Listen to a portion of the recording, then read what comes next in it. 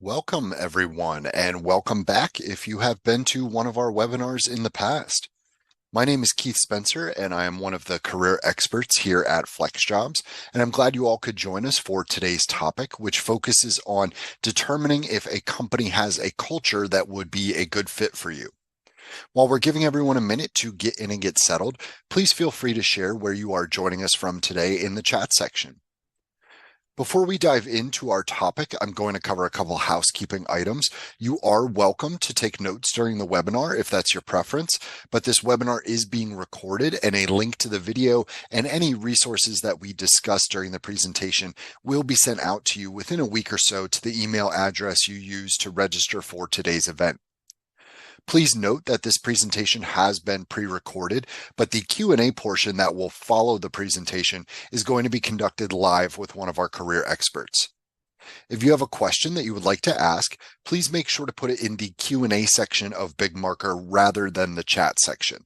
This helps us keep track of questions in one place, and the Q&A section also allows you to click a thumbs up if someone else has asked a question that you're interested in so that we can see which questions are the most popular.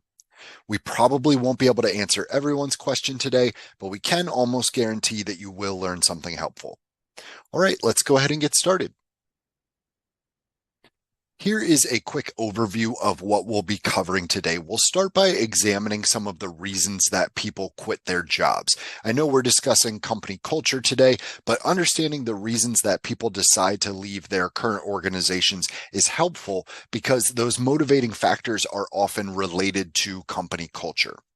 We'll then look at how you can determine what fit means to you so that you can more easily identify an organization that could be a good fit. Next, we'll discuss the strategies that you can employ to help understand what a company's culture might look like before you potentially apply for a job or begin working there. And for the last part of the main portion of today's presentation, we will discuss some warning signs and red flags of a potentially toxic culture. And then finally, we'll close out the webinar today with our live audience Q&A with one of our career experts. Okay, so let's quickly go over some of the reasons that people cite for deciding to leave a company.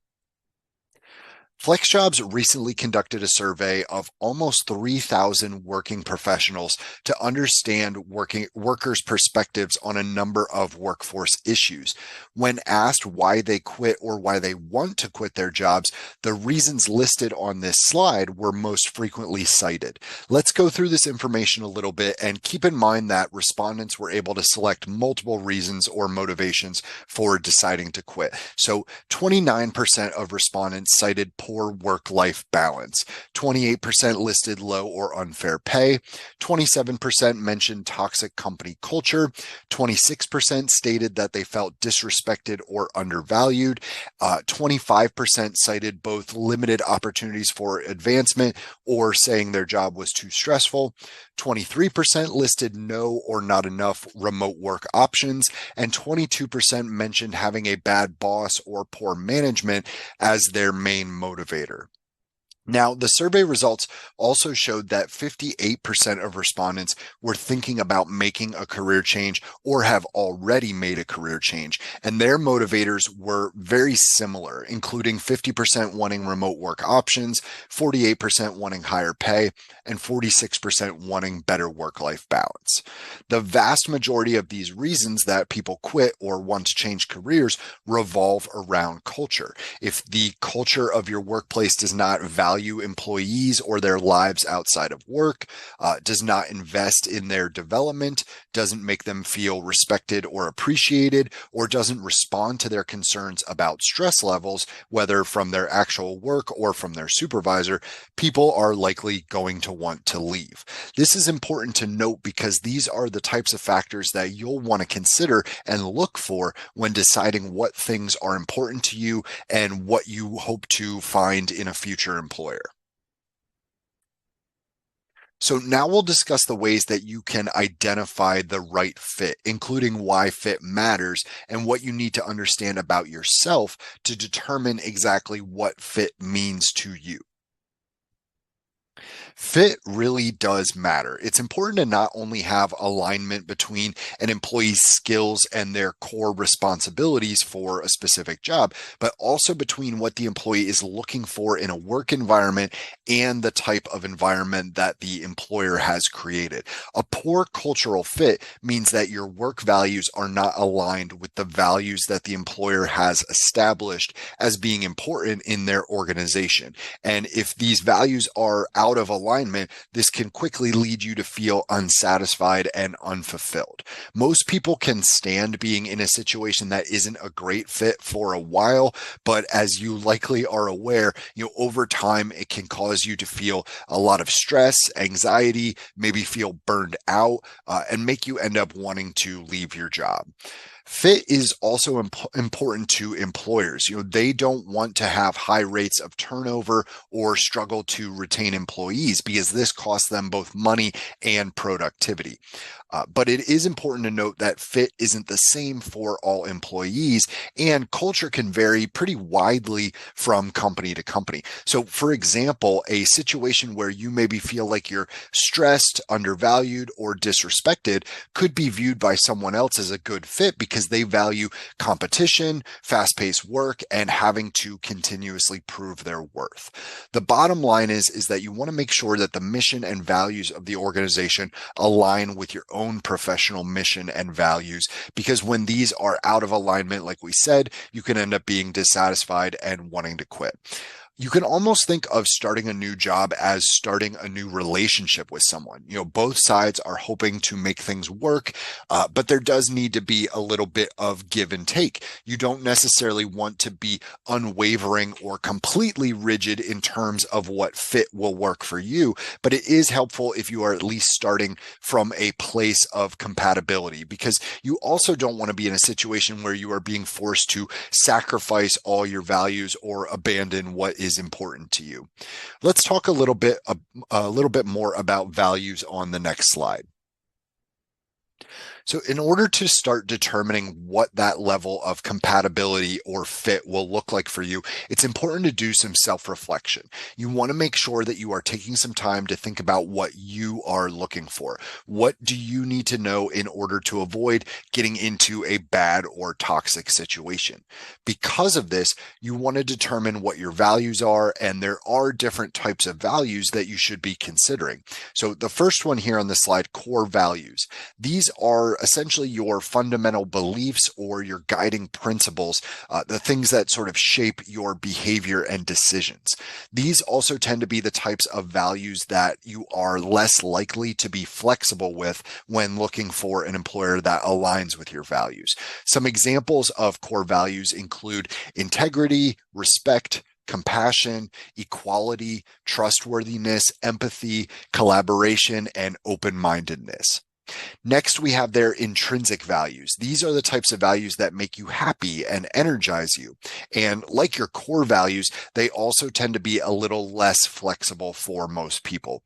Some examples of intrinsic values include, maintaining a positive mental state, having freedom or autonomy, being able to grow personally or intellectually, and valuing meaningful relationships or having a sense of belonging. Extrinsic values, these tend to be aspects of your job that you love and make work rewarding for you. And these also tend to be the types of values where people are a bit more willing to be flexible. And the main reason I keep bringing that up is because, as I said on the last slide, there has to be some give and take between employers and employees. So keep that in mind. That's not to say that, you should be willing to sacrifice all your values in order to have a job, but the likelihood of finding an employer or company that can accommodate all your values or check off every single one of your boxes is fairly low. So you want to consider which values you are willing to potentially set aside if need be. And some examples of intrinsic values include wealth, power or status, public recognition, social approval or influence, and competition. Lifestyle values are similar to extrinsic values, but these define how your job relates to your lifestyle, essentially the type of environment that you want and that will meet your desired lifestyle. Here's where we see things like the work-life balance, creativity, flexibility, having the ability to travel, intellectual stimulation, community involvement, and simplicity. Now, again, fit is a give and take, so it can be really helpful to rank your values. What values are most important to you and what values are less essential? What values are deal breakers for you if an employer doesn't also exemplify those values, and which values are you more likely to be a bit more flexible with? Thinking about this and ranking your values will help you better understand what a good fit could look like for you going forward. So to give you an example, I started my career as a middle school social studies teacher. So even though maybe wealth might have been one of my extrinsic values, I was willing to, set that aside because teaching met some of my core and intrinsic values, which were more important to me. So once you have an understanding of your values and their level of importance to you, you can then start to evaluate different companies and positions based on those values that you outlined and ranked. Let's start looking at ways that you can research and better understand what a company's culture and values look like so that you can be informed during your job search.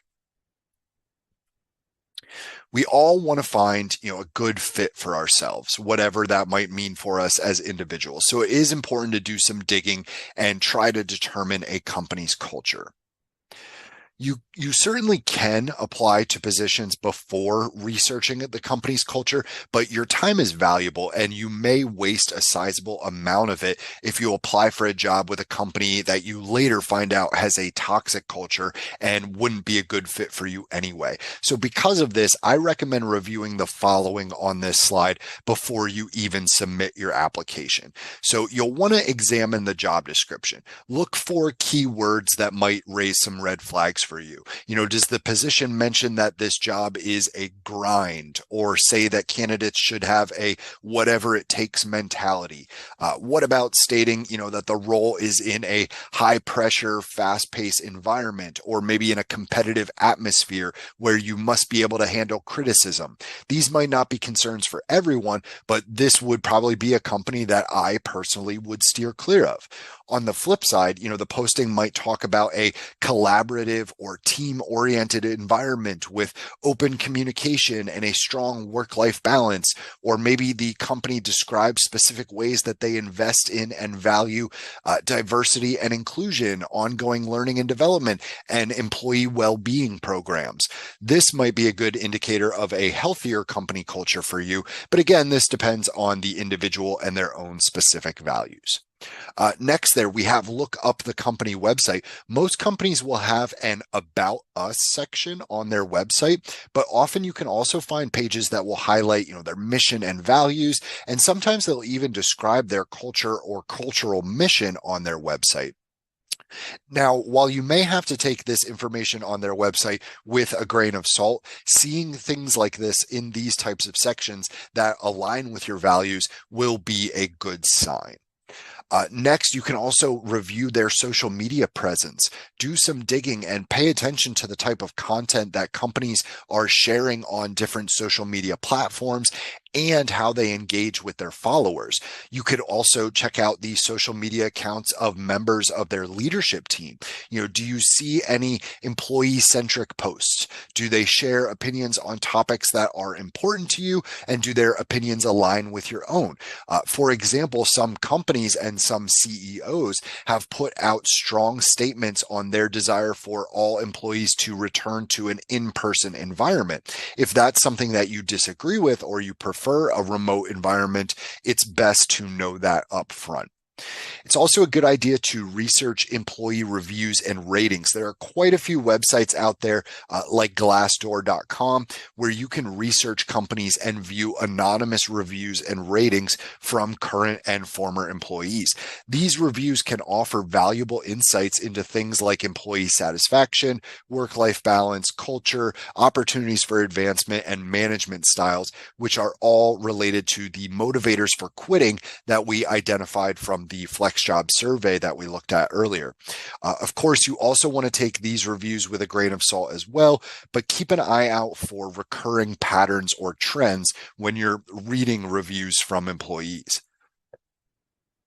It's also a good idea to see if you can find some company news or press releases. It's helpful to stay up to date with the latest news and press releases from and about the company. You might be able to find announcements related to company values, maybe diversity and inclusion initiatives, community involvement, or employee recognition programs, which can provide helpful insights into a company's priorities and their values. You could also find some industry publications like articles, highlights, or interviews about the company you're researching that could shed light on the company's reputation within the industry, including like new or ongoing projects and overall industry perception of its culture. Each one of these can give you some greater insights into what the company's culture might look like. Then, if you decide it's likely a good fit for you, you can submit your application. On the next slides, we'll discuss some ways that you can dive deeper into understanding a company's culture through the interview process. So after you've done some preliminary research and you now want to prepare yourself with some questions that you want to ask either during an interview for a specific job that you might have scheduled, or if you've managed to set up an informational interview with someone from that company that you may have connected with through your networking efforts. You do want to keep in mind that, people from the company, again, whether it's through a job interview or informational interview, will be trying to represent the company in the best possible light. But asking questions like the ones that I will list for you on the next slide can help you gain an understanding of the culture through an insider's perspective. I'll share some samples of questions on the next slide, like I said there, but when you're asking your questions, you also want to make sure that you're paying attention to the response you are given, as well as trying to make observations about the employer and their reactions when you ask your question. Do they answer the question easily, or does it seem like they're struggling to come up with a good response? Do they seem trustworthy, friendly, and happy to respond? Or do you sense them kind of putting up a barrier or maybe even getting a little defensive when you ask your questions? This isn't always easy to read, but you want to try to trust your instincts when you're interacting with people from the company to see what type of impression you're getting from them. So here are some sample questions that you can, you can ask, and I'll give everyone a moment to read through these questions.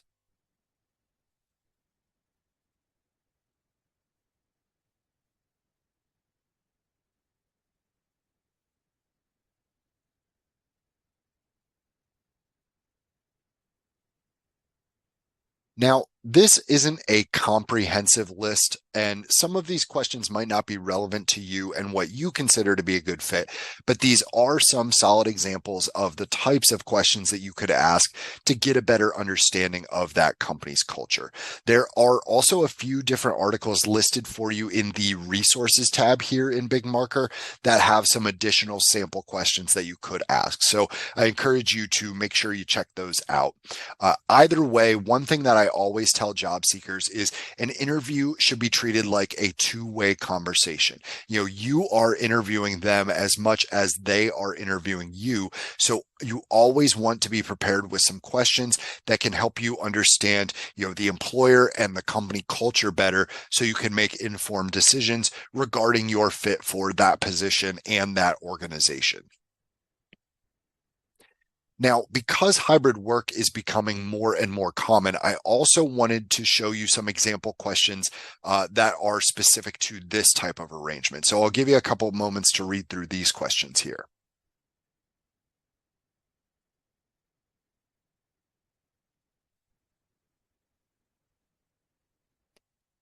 A hybrid work environment, if you aren't familiar, can look differently at different companies.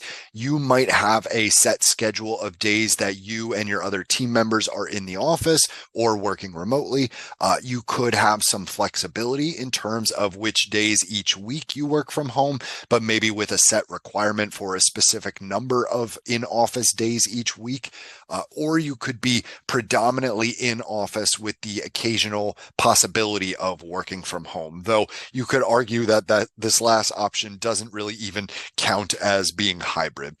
Either way, though, it's good to get an understanding of how a hybrid work arrangement is structured, so these questions really can be helpful. I'll also point out that last question specifically. Here is another prime example of how fit is different for everyone. You might be the type of person who values having the ability to socialize with your coworkers, whether in person or remotely, whereas others might prefer to minimize socialization unless it is directly work related. So, if you happen to have a strong opinion one way or the other on that topic, that could be a good example of a helpful question to ask an employer. Okay, so earlier we discussed reasons that people leave a job. And if you remember, toxic culture ranked pretty highly on that list. I've also mentioned a few warning signs or red flags already, but let's take a deeper dive into the type of warning signs you want to keep an eye out for in order to identify a potentially toxic workplace. So let's expand on some of the warning signs you'll want to consider. So we have negative online presence here. We talked about looking at the social media presence of different companies and members of company leadership, but make sure that you are also paying attention to what you see when you conduct that type of research. Do they post content that you agree with and that is indicative of a positive culture? Do they recognize their employees in a positive way? Do they engage in a friendly and helpful manner with their followers? If you can't confidently answer yes to each one of those questions, that could be a good warning sign of a potentially toxic culture. The next one there, you only meet the interviewer. This one might be less obvious, but companies that have a healthy culture tend to include quite a few people in the interview process, including members of the team you might be working with in the future. If a company only has you meet with one or two people, it could show that they have sort of a lack of trust in their employees to represent the company in a positive way, or they are concerned that the team members might say something negative or disparaging about the company or the team. So that's another warning sign to look out for. I will say though that, this isn't 100% of a sign that a company has a toxic culture, but if you witness this sign along with other signs, then it could be indicative of a toxic culture. Sometimes companies only have you meet with one or two people just because it could be hard to coordinate schedules or everybody's really busy. So again, that's not 100% a sign of a toxic culture, but if it's coupled with, multiple other warning signs, you do want to be careful there. The next one here, short or mediocre answers to your question. As mentioned previously, pay attention to how your questions are received and the answers you get in return to those questions. If the employer is short or maybe sounds a little defensive or can't come up with a positive answer to your question, that's definitely worth taking note of. The next one there, something seems off. Remember to trust your instincts. What impression are you getting from this employer through your interactions with them? Not just in the interview, but, how has your email exchange been with them? Are they friendly? Are they transparent and doing a good job of keeping you informed at all stages of the hiring process? Do they respond to questions promptly and effectively and in a friendly way? Pay attention to your experience and trust what your instincts tell you about that experience. And then the last one there, you feel like you're at their mercy, Again, pay attention to the hiring process. Are they communicating effectively with you and giving you plenty of notice when they want to schedule an interview? Are they rescheduling on you out of the blue? Are they being respectful of your availability and showing up to interviews on time? All of these things can give an indication of whether or not this is a welcoming and inclusive culture or one that doesn't value their employees and their time very much. And then let's go ahead and finish off by also looking at some warning signs to keep an eye out for in a hybrid culture or hybrid environment. So the first thing, you want to look at the hybrid and remote policies. If policies are not clearly defined and expectations are not clearly shared, this can lead to confusion and conflict in the future. It's important that an organization should have policies established that people clearly understand when and how frequently they are able to work remotely in order to avoid unnecessary stress. Then, are the policies actually followed? Are people actually permitted to follow the hybrid or remote policy, or is there implied pressure that people should spend more time in the office? Essentially, does this company actually walk the walk when it comes to their hybrid and remote policies? The next two on the list, communication tools and how information is shared. Are there established tools in place to share communication in a timely manner with everyone, regardless of whether they are in person or remote that day? Does the organization call impromptu meetings just for people in the office that day, or is the culture inclusive of everyone? If there are impromptu meetings, how is that information then shared out with other people who may have been working remotely that day? Do they leave their employees who opt to work remotely more frequently playing catch up all the time? That is really good information that you will want to know ahead of time. And then the last two on the list there, how are employees celebrated? And, is there equal opportunity for advancement? Are employees celebrated and how are they celebrated? Does the company promote from within, and are promotions based on merit or other variables? Does it feel like maybe favor in terms of celebrations or promotions is given to employees who come into the office more frequently? Or is there equal and inclusive opportunity for recognition and promotion for all employees based on their quality of work? That could be really important to look out for and indicative of a toxic culture if you're seeing that type of favoritism play out.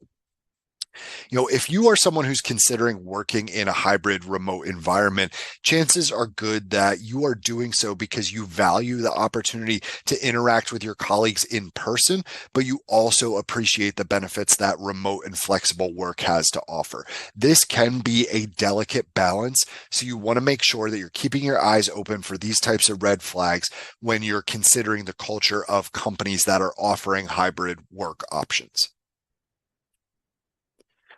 All right. So before we move into the Q&A portion of the webinar today, let's finish off with some reminders and action steps that you can take moving forward. So the first one there, identify your target companies, the ones you may want to work for and that you can investigate more closely.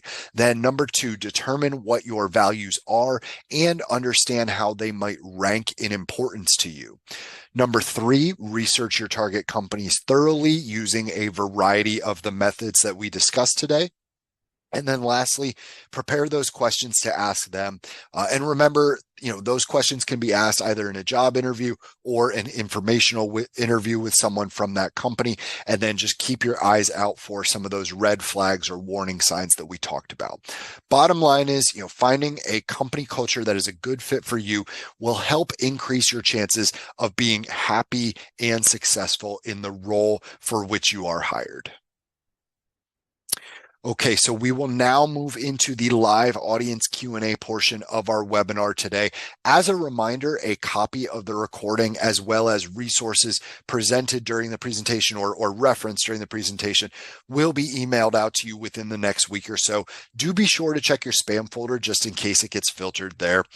For even more tips, tricks, and resources, I recommend going to the FlexJobs blog. You'll see the URL there on the slide. It includes a vast amount of free articles, resources, webinars, and videos for members and non-members alike. So now let's go ahead and open up to questions. Please remember to type those questions in the Q&A area rather than the chat section, and feel free to give a thumbs up to anyone else's question that you'd also like to have answered so we know which questions are the most popular. All right, let's go ahead and open up to questions.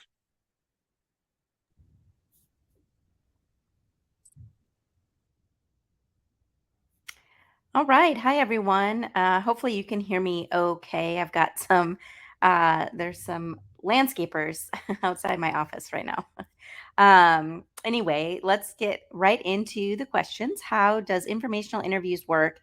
And how do I approach to find someone to study the culture of a company without asking for a job? Well, this is a great question, and this is exactly what informational interviews should be for, to see if you can talk to somebody at a company that you are interested in working for without, asking them for a job. So I'm going to, we have a guide on informational interviews on FlexJobs. So I'm going to link that in the chat right now. Let me find it. We'll give you ideas, questions to ask, things to consider when you're talking to somebody. And really, how it works is you're not going to try to meet with somebody and spend a ton of time with them. Obviously, we want to be respectful of their time. And efforts, and we might be able to meet with them and just ask a few questions about, tell me what it's like to work here. Would you mind talking to me a little bit about your favorite thing about working here? What are some challenges that the team is facing right now? And how do you work through those together? Do you feel like it's a collaborative culture? So you would think about linking up with somebody who might be in the area that you want to work at a particular company, or just in general, somebody at the company. And maybe you can ask some of these culture leading questions to gain some insight. Let's see. How can you believe what the company says is their mission and values? What they say is not necessarily true, right? So, this is a forever challenge for people looking for jobs. And, certainly just like we in an interview, present our best selves, the organization and the manager will be doing the same, because obviously, if they want you to work for them, they would like you to want to work there too. And so I think that part of your research, doing this research and due diligence is really going to give you the closest thing to an answer to this question that you can get without actually working there and experiencing the culture. It used to, I don't even want to say it used to be, but when people were working more in person, or when people wanted to work in person or had an in-person job, you could maybe ask to see if you could shadow somebody for a day. And if you're looking for a remote job, which many of us are, and many of us want to continue to do remote work, that doesn't necessarily lend itself to a job shadow for the day. But you can talk a lot about, if you are in a conversation with somebody about their company, about the culture. One thing that I always say when talking to, job seekers, reporters, employers is, communication is so key in all of this. And if it were me in a job interview, I would try to get to the bottom of, how does this company communicate those values, communicate, they say they have work-life balance, what does that actually look like? And that is a perfectly valid question that you can ask. Is there any resources that can help organize the ideas? What's important to me to know thyself better for my next career, like a workbook or worksheet on FlexJobs? If FlexJobs doesn't have it, is there any other resources like a personal priority matrix? All right, so I don't have a specific matrix or anything like that on FlexJobs. What we do, I'm going to add this to the chat and your recap again. I have some information about how to figure out what matters to you in your career values. I also want to send this resource from another site called The Balance, about career resources, or excuse me, discovering your career values as well. So, one of the things that's important is to do a self assessment. You don't necessarily need a template to do this, but what are the most important values to you when you're trying to think about where you want to work? So, I would say I would write down 5 to 10, probably closer to 10 if you can. Are you looking for a role that gives you autonomy? We talked about fast-paced environment. What about diversity, collaboration, a social mission, camaraderie, leadership, something that has uh, job security, professional development, membership, excuse me, um, time freedom, meaning you have the freedom to have a schedule that's very flexible. So if you write down a list of what is most important to you, and there's a good list of examples of values in the links that I posted, Then what I would do is just rank what is most important to you on a scale of 1 to 10, and then pick your top five. And so then what you have are your top five values that you think would be a good fit at your next position or in your next career. And then you might even do some job searching with those values, or look for companies that have those particular values that you also hold. In high regard and want to have as part of your next role. I found myself at a large company with split changing culture.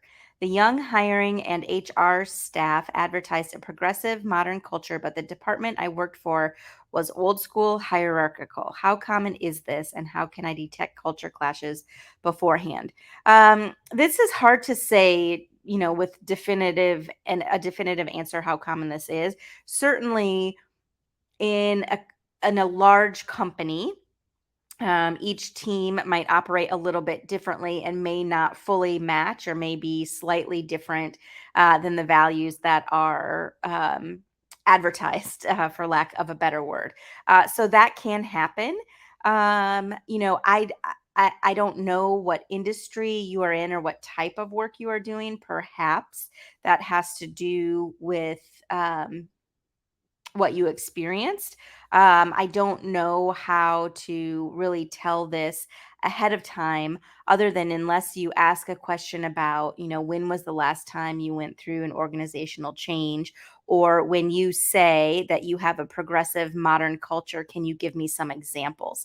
And now that this has happened to you, you might follow up and say, is that true for every team?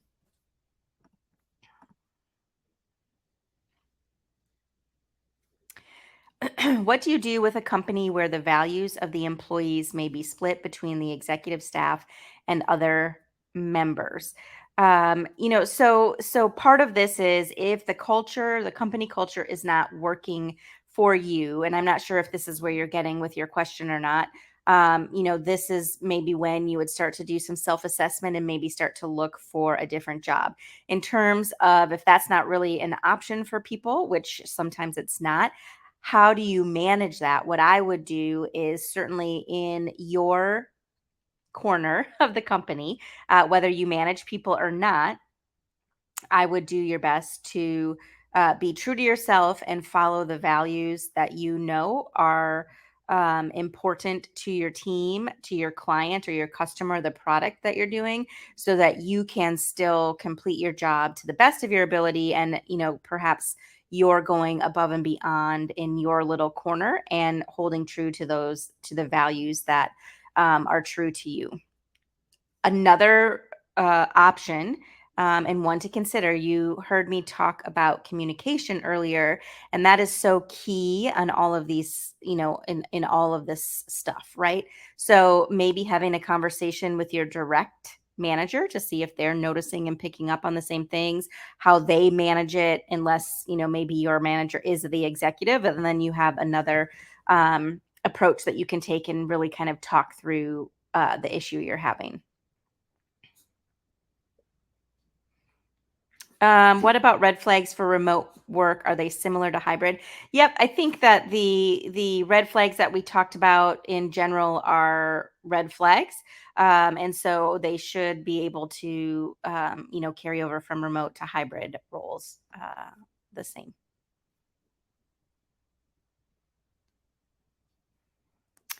Some of these points are good in theory, but sometimes you do not see the real world until you are on the job. I think that's true 100% of the time. You're actually not going to get a sense for the true culture until you are, I would argue, onboarded. You'll get glimpses of it in the onboarding process, but all of this comes to light as you increase your tenure at an organization. So, how to handle religious questions from management? I would say, when in the process are you getting those questions? And if you're already working there, I don't know what type of, I'm not sure if they're asking about, I need to know a specific question, I guess is what I'm getting at. If you are not comfortable answering the question, I would just certainly say, that's something that I like to keep private and outside of work, and that I would leave it at that.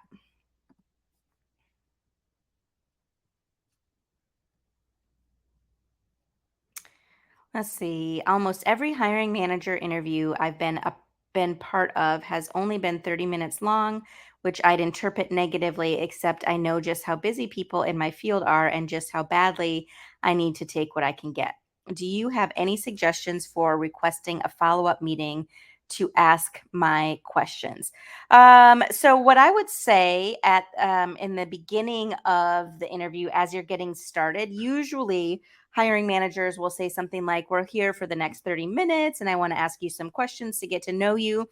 If they don't say when they're kind of setting that agenda, and I'd like to give you the opportunity to ask some questions too, I would say, "Is it possible for me to have some time to ask if I have any questions? Will there be time for me to do that? Or would we be able to have a follow up if any questions come to light?" That's what I would do in that situation. It's depending on the point in the process where you are. If you had a pre-interview before talking to the hiring manager, hopefully you've had an opportunity to ask some of those questions already. But certainly, I would indicate to them at some point that you do have some questions. And maybe if it's at the end of the interview, you could say, "Would it be possible for me to email you a few questions? I know that we are at our time limit and I want to be respectful of that." And then you can go from there and possibly email them if they're not able to do another call. Oh, yeah, good suggestion. For the first interview screener, 30 minutes is common.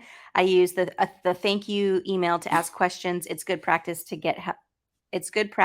help get to the next interview. Good luck. Um,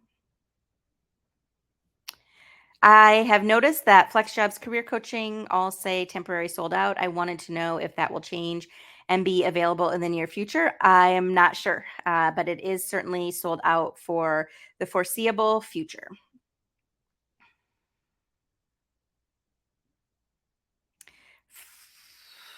Further to my question above, I would warn people to keep their head down for the 3-month probation period. After this, you might explore the company culture. I wish I had done this.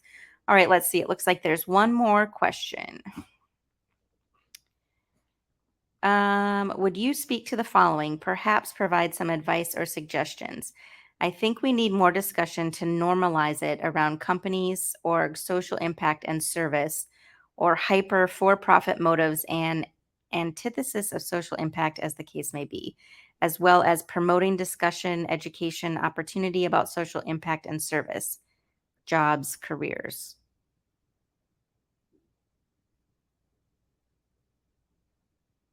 I'm not sure what the question is here. Career advice, job tools, and on are still overwhelmingly geared towards multinational companies, big business for profit, examples of social impact, service careers, environment, climate crisis, medicine, international orgs, nonprofit orgs, government, civil rights education. Diversity and equity within a workplace absolutely matter, but it's just scratching the surface. I'm not sure what your actual question is here. So if you want to ask a question, I'm not sure what you'd like to discuss or what you would like me to speak to on this. There are plenty of companies that have social impact mission and vision statements. And if that's something that you are interested in,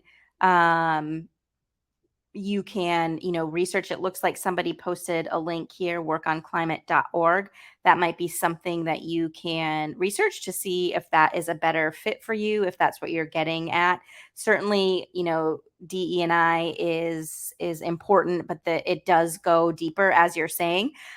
So that's where I would go. You might also look at maybe nonprofit organizations that are aligned with a certain mission that you have. So based on how I'm reading what your statement is, that's what I would say. And thank you, Sean, for including that resource. It looks like those are all the questions that are there. I would like to thank everybody for coming today. We will be back, I guess today's Thursday, next week with more topics for you to take on your job search and your career. And we appreciate you being here as always, and we will see you later. Thank you. Bye-bye.